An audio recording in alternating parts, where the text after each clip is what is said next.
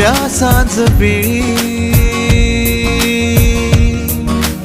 ओल्या सांज वेळी उन्हे सावलीच बिलगावी, तशी तू जवळी ये जरा.